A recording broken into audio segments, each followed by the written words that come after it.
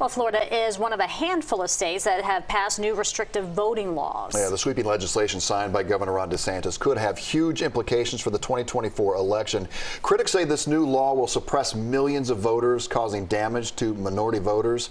So let's jump into this. Joining us here this morning to unpack and the overhaul here of new changes to the Florida voting system in the SB 7050 law is Faith in Florida member Pastor Stephanie Russell. Thank you for being with us. We do appreciate your time this early morning. Good morning. So one of the most controversial changes here to the voting law targets third-party registration, voter registration. Can you explain the new rules and how this could impact minority voters?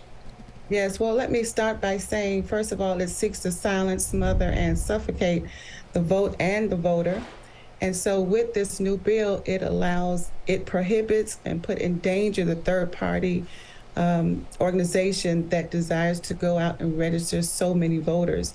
We have 1 out of 10 Black voters, 1 out of 10 Hispanic voters, that generally vote through third-party registration. And this puts a damper on it. It puts us in danger because of the fines and the fees that comes along with it.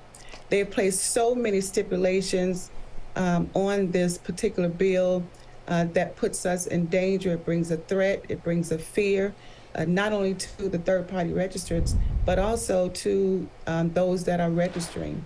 Yeah, we just had things on the screen, Pastor, that goes through the details of the changes in that you're talking about. And, you know, this is really one of the most important aspects of this because critics say that more voters are at risk of their registration just being simply canceled, right? So what do voters need to do to make sure that their voter registration is valid?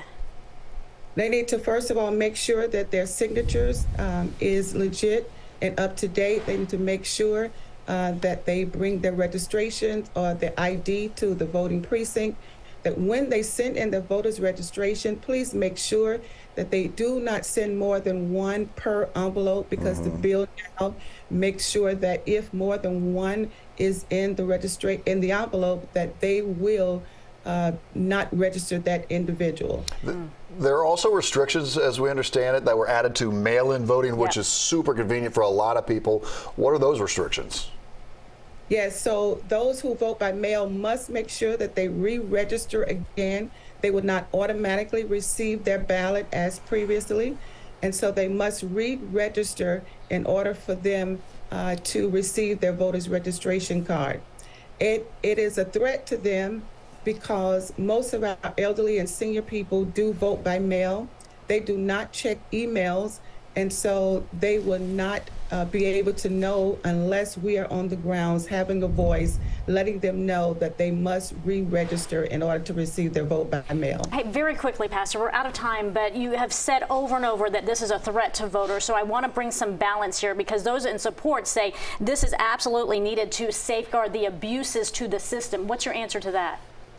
I would say that in the last year, the voting seemed to have been and had been reported that it was the safest cycle of voting there was. And so we're not quite understanding what do they mean by it will bring a secure voting process to the voters. When there has been nothing wrong or found to be wrong and especially the last year. All right, and Pastor. So we understand this.